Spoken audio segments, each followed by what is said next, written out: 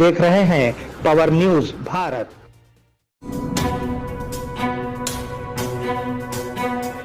नाजरीन आदाब व इस्तकबाल, पावर न्यूज़ भारत से मैं आमिर जमाल।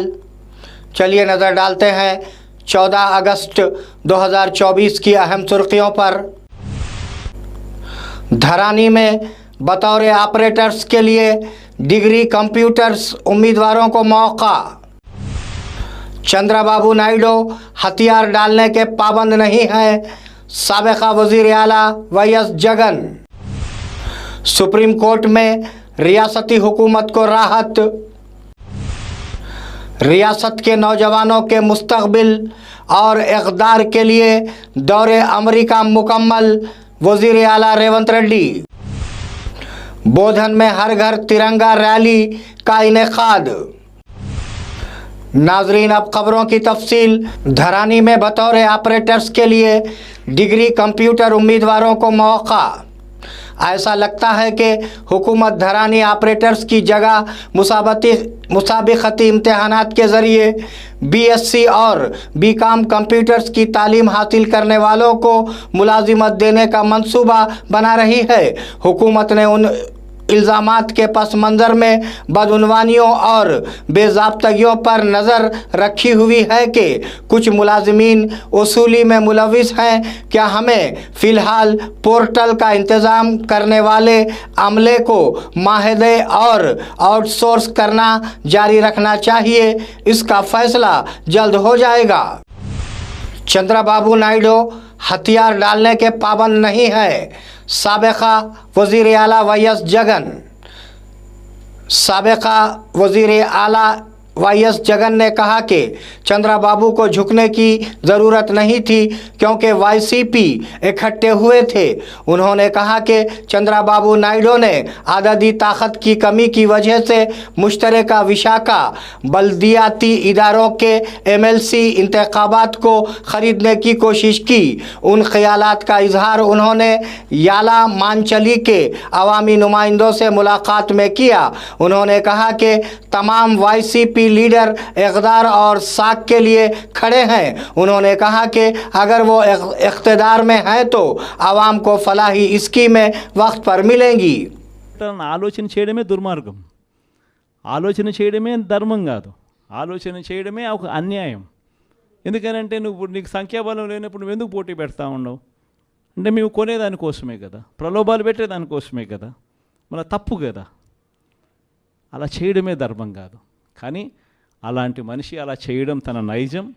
ఆ మనిషి తన అదే మాదిరిగానే చేసినా కూడా వైఎస్ఆర్ కాంగ్రెస్ పార్టీ కార్యకర్తలందరూ కూడా, నాయకులందరూ కూడా ఒక తాటి మీద గట్టిగా విలువలకు విశ్వసనీయతకు గట్టిగా నిలబడ్డారు కాబట్టి ఆయన తల వంచక తప్పలేదు.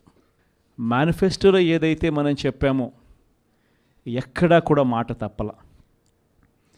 మేనిఫెస్టోను మొట్టమొదటిసారిగా చెత్తబుట్టలో వేసే పరిపాలన నుంచి మొట్టమొదటిసారిగా విశ్వసనీయత అన్న పదానికి అర్థం చెబుతూ మేనిఫెస్టోను ఒక బైబిల్గా, ఒక ఖురాన్గా, ఒక భగవద్గీతగా భావిస్తూ ఒక కొత్త నిర్వచనం చూపిస్తూ ఎన్నికల్లో విశ్వసనీయత అన్న పదానికి అర్థం చెబుతూ మనకు ఎన్ని సమస్యలున్నా కూడా చంద్రబాబు నాయుడు ఈ పొద్దు ఏ సమస్యలు లేకపోయినా కానీ సమస్యలు ఉన్నట్టుగా దాన్ని చిత్రీకరిస్తూ ఉన్నాడు.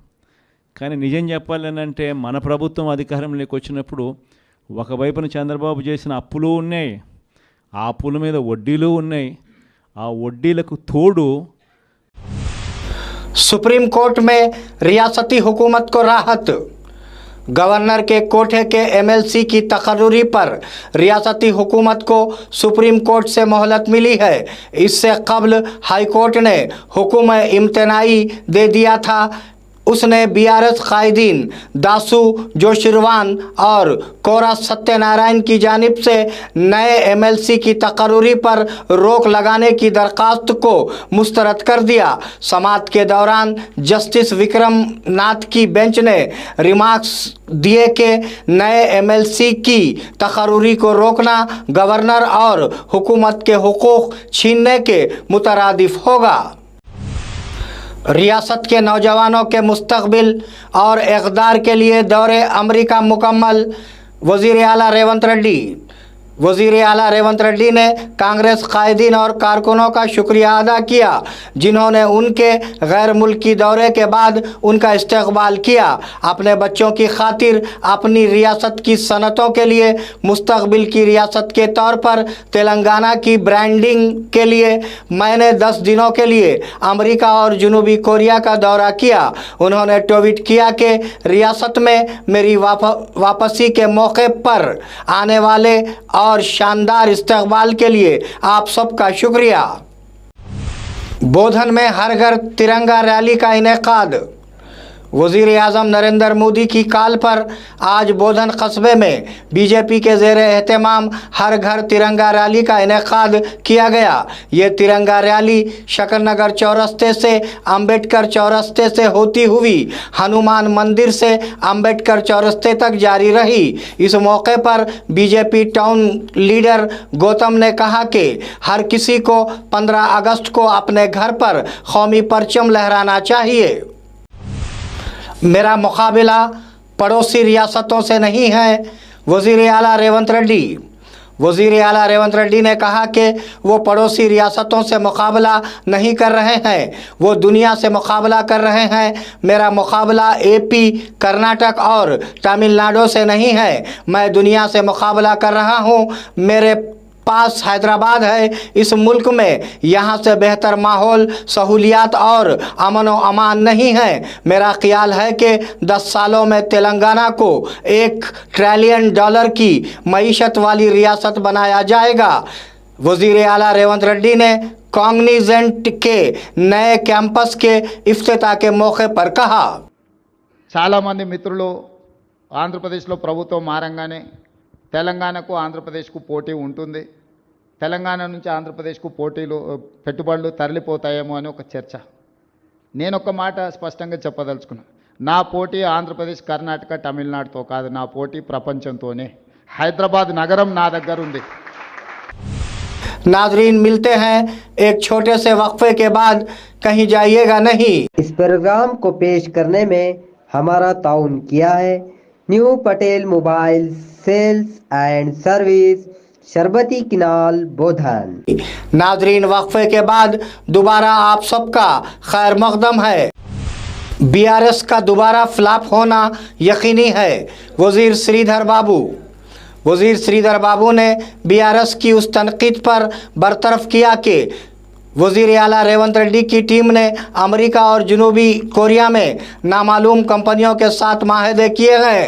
हमारी तमाम तर कोशिशें रियासत की तरक्की के लिए हैं। लोगों ने असम्बली और पार्लियामेंट के इंतखाबात में बीआरएस को अक्ल दी। उन्होंने कहा कि जो पार्टी पहले ही 2 बार नाकाम हो चुकी है, अगर उसने इस तरह की बात की तो दोबारा नाकाम होगी। జనం 2 సార్లు చెప్పిండ్రు వాళ్ళకి జవాబు. అసెంబ్లీలో చెప్పిర్రు, మన పార్లమెంట్లో పూర్తి స్థాయిలో చెప్పిర్రు ఎవరు ఫ్లాప్ కాదు. ఈ విధంగానే వారు మాట్లాడుతూ ఉంటారు, జనం చూస్తూ ఉంటారు, మరొకసారి వారు ఫ్లాప్ కావడం జరుగుతుంది. रुकने पार्लियामेंट अरविंद ने जगतियाल जिले कलेक्टर से मुलाकात की। निज़ामाबाद के एमपी धर्मपुरी अरविंद ने आज जगतियाल ज़िले कलेक्टर सत्य प्रसाद से मुलाकात की। इस मौके पर जगतियाल ज़िले के पेड्डापुर गुरुकुला के वाक़यात और कई ज़ेर इल्तवा मसाइल पर कलेक्टर के साथ तबादला ख्याल किया। इस तरह उन्होंने कलेक्टर से कहा कि वो सहाफ़ियों के धरने को कलेक्टर की तवज्जो दिलाएं और मुस्तहक़ सहाफ़ियों को मकानात देने की पहल करें। निज़ामाबाद के विकला का ज़िला अदालत के मेन गेट के बाहर एहतजाज। बांग्लादेश में अक़लियती हिंदुओं पर हमलों और हलाकतों की मजम्मत करते हुए विकला ने आज निज़ामाबाद डिस्ट्रिक्ट कोर्ट के मेन गेट के सामने एहतजाज किया। इस मौके पर बार एसोसिएशन के सदर माले पला जगन मोहन गौड़ ने कहा कि बार एसोसिएशन बांग्लादेश में अक़लियती हिंदुओं के कत्ल, हमलों और इमलाक को तबाह करने की शदीद मजम्मत की है। బంగ్లాదేశ్లో మన హిందువులపై దాడి చేసిన వారిని శిక్షించాలి. బంగ్లాదేశ్లో మన హిందువులపై దాడి చేసిన వ్యక్తులను శిక్షించాలి. బంగ్లాదేశ్లో మన హిందువులపై దాడి చేసిన వారిని శిక్షించాలి.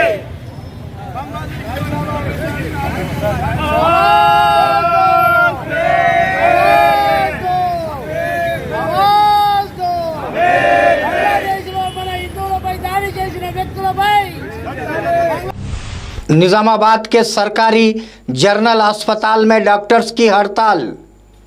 आरटीजे कार मेडिकल कॉलेज अस्पताल में जूनियर डॉक्टर की इस्मत दर्दी और कत्ल के खिलाफ निजामाबाद के सरकारी जनरल अस्पताल के जूनियर डॉक्टर्स जोडास ने आज हड़ताल की। उन्होंने हंगामी खिदमात के अलावा ड्यूटियों का बाइकआउट करके एहतजाज किया। इस प्रोग्राम में जोडिया के ज़िले सदर डॉक्टर जंथन और सेक्रेटरी डॉक्टर आशीष पराने, कार्तिक रामैया और दीगर ने हिस्सा लिया। नागनपल्ली सड़क की मरम्मत के लिए एमएलए बोधन का शुक्रिया। गुज़िश्ता माह से होने वाली बारिश की वजह से नागनपल्ली के पुल की सड़क पर गड्ढे बन गए हैं और मुसाफिरों को शदीद परेशानी का सामना है। बोधन एमएलए सुदर्शन रेड्डी ने इस सड़क का मायना किया और फौरी तौर पर ओहदेदारों की सरजरिश की और फौरी तौर पर गड्ढों को कंकर से भर दिया। कांग्रेस कायदीन और लोगों ने आज के रोज़ मसले को हल करने पर एमएलए बोधन सुदर्शन रेड्डी का शुक्रिया अदा किया। बोधन की सड़कों पर गड़े हुए से मुसाफिरों को मुश्किलात का सामना। निज़ामाबाद ज़िले के बोधन कस्बे में आचनपल्ली की तरफ जाने वाली मरकज़ी सड़क कीचड़ और मुसाफिरों के लिए ख़तरनाक हो गई है। ज़रा सी भी बारिश उस सड़क को कीचड़ बना देती है। माजी में भी ऐसे वाक़यात होते रहे हैं कि गड्ढों की वजह से मोटरसाइकिल से न जाने कितने हादसात का शिकार हुए हैं। मुसाफिर सड़क का मसला हल करके हादसात से बचना चाहते हैं। नाजरीन, ये थे 14 अगस्त 2024 की अहम खबरें। आप जुड़े रहिए पावर न्यूज़ भारत के साथ। अल्लाह हाफिज़। शब